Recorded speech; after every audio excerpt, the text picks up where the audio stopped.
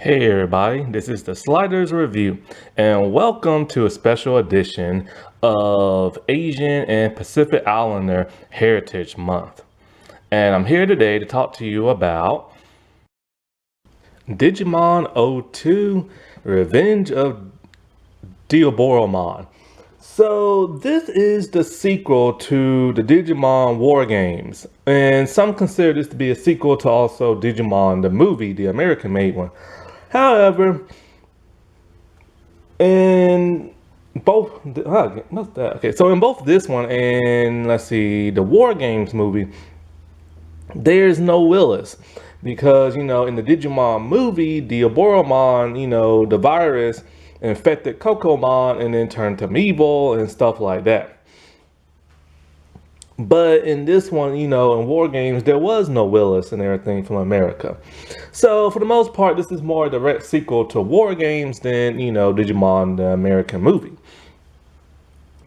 And I've never seen War Games in its entirety or the three shorts. However, they are finally coming out on DVD for the re-release DVD of Digimon the movie, and they will be voice dubbed. From what I've heard, most of the original cast are coming back, except for people who died. Sadly, like that of Michael Lindsay, the voice of Joe. In fact, this movie is Michael Lindsay's last time voicing Joe. God, I loved his Joe voice. But he retired from voice acting in 2012, but he died in 2018, and nobody knows how he died. And so, in this movie, I enjoy this movie. I like it. It's fun. There is way too much humor though, which it's been a while since I watched Digimon season 1 and 2, and I forgot all the humor that's in it. However, one thing I've always noticed about the earlier Digimon movies is that they crammed way too much humor in both those seasons when they made a movie. Like when I watched Digimon the movie, I was just kind of like, okay, I know there's humor, but my God, this is just like a slap fest. Now in Japan, this came out in 2001. And of course, in America, it came out in 2005, and they were forced to use the Digimon Frontier music. Why? Because after Saban sold the rights to that of Disney, they couldn't use his music and everything because of copyright issues. So they had to use the one that they had, and the first Digimon Disney era was that of Frontier. It is weird and strange to keep hearing this music like through all the Digimon movies and stuff, but I do like the theme song, so that's kind of okay, but it kind of throws off my head canon and stuff. And so, like, I think I finally watched this on Vimeo, I think it's called, because you can't really find it no place else.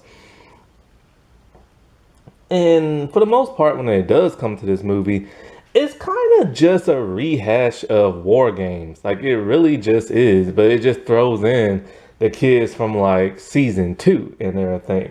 Which most people can agree that the season 2 kids are not the best ones.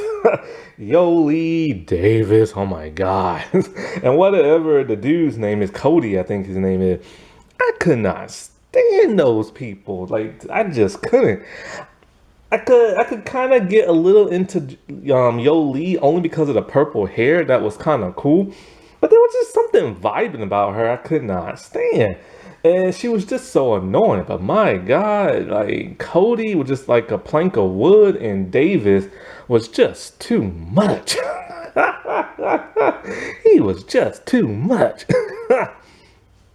So I was able to find War Games on Daily Motion, but it's fan dub. But I'm still gonna watch it because they do a pretty good job dubbing it and stuff. But I can't wait for it to come out with the real official dub and stuff whenever that DVD lands. And so, like I said before, it's literally just a rehash of War Games, which is very unoriginal. Why couldn't they come up with something different? Like, I know a lot of people love War Games and stuff, but it's just like, be original, do something different. Like this is supposed to be a sequel, you know what I'm saying? And it didn't feel like that. It just felt like a requel and everything. And so basically what it is that Diaboromon is somehow still alive and he's in the internet. So of course Izzy finds out and he lets everybody know. Well, everybody that's actually there.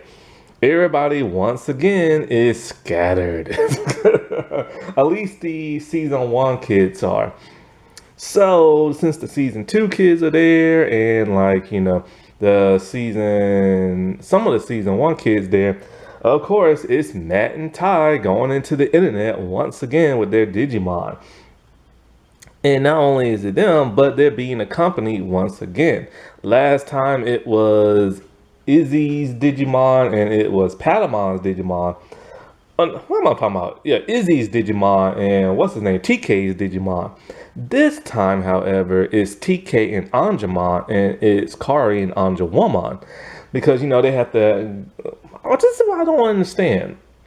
So, they are there to give their power to Matt and Ty's Digimon to form Omnimon. But they don't need that.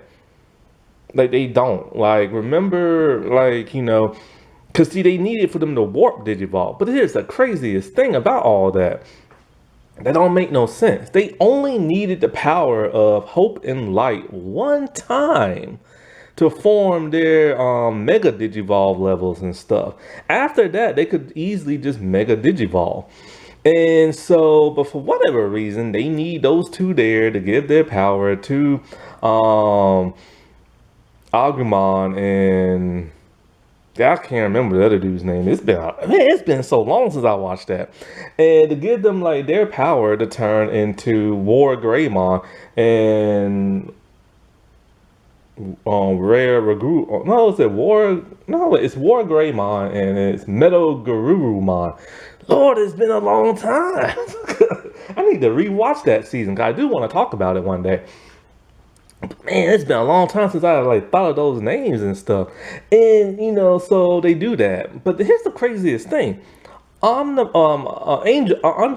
and Anjawomon are huge in this thing. Like they're like the size of a building because TK and Kari are teenagers and they're riding on the back of them and they look like huge and monstrous. By the way, this takes place 3 months after the end of season 2. So not much time has passed. So why are they giant size? Also, I forget, but how is Gatomon able to digivolve into Anjawomon? Because the crests and tags were destroyed. I know the powers within them, and I know they had that crystal thing that helped them digivolve. And I know they had that special power orb from Jedi that caused them to digivolve into their other forms. But how are they able to do it here? See, this is exactly why I do not like anime movies. It's like, you always wonder, when are they set? But you know exactly when is this set. But then it's like their power sets be completely different and their transformations just happens without like no real explanation. So anyway, they're there and they're fighting the monster and everything. And you know, Omnimon is formed and he's doing his best. I believe the other Digidestins are roaming around town. Because, like, no, are they roaming around town now or later? Well, anyway, at some point in time, Diaboromon is destroyed, right? By Omnimon. Sword to the head once again. And so, this causes, like, his virus to unleash Coromon and everything. And they're entering the real world, which causes... Diaboromon to reassemble and digivolve into a higher level into Armageddonmon.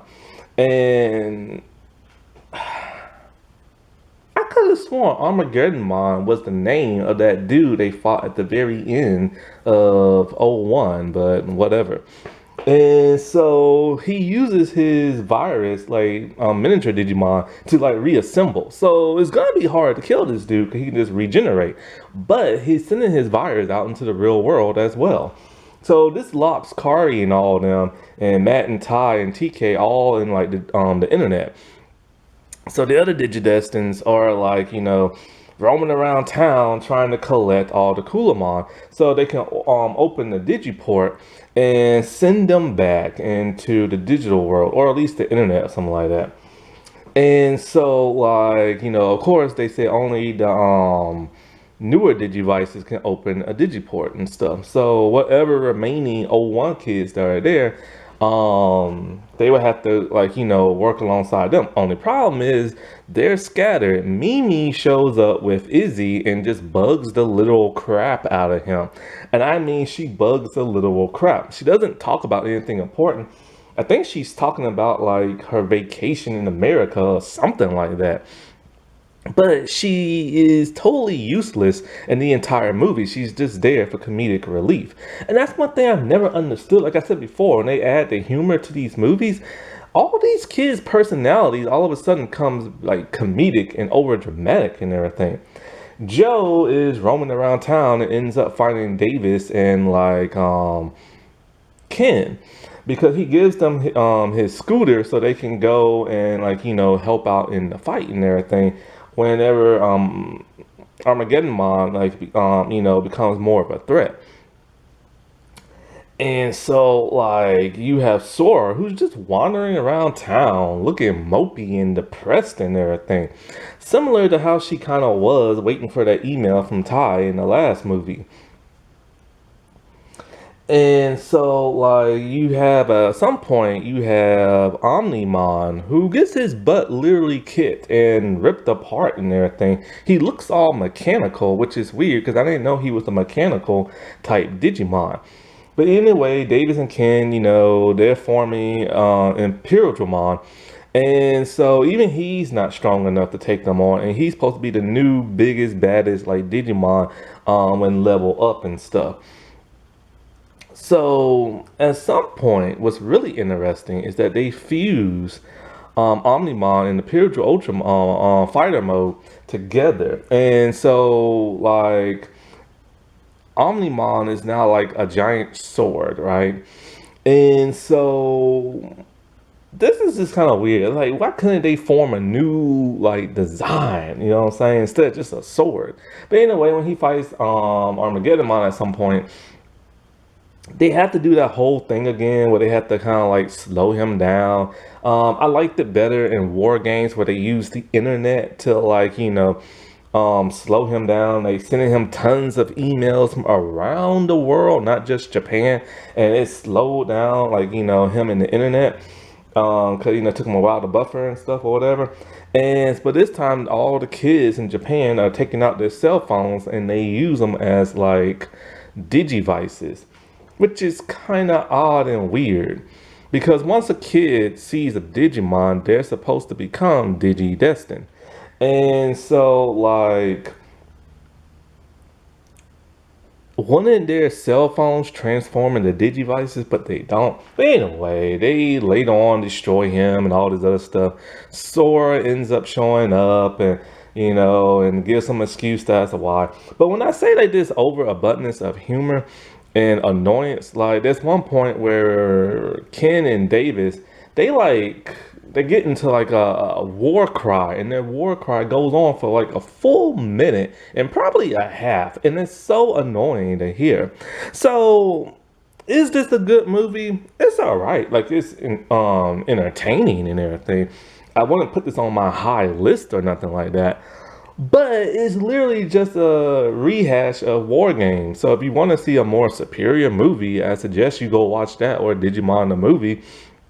Because at least a whole lot more goes on. However, it is nice to actually see the O1 kids actually sane and somewhat doing something. Because in that Digimon the movie, they really didn't do nothing. And that's one thing that disappointed the crap out of me. I remember when I watched the Digimon movie, I was so excited and hyped.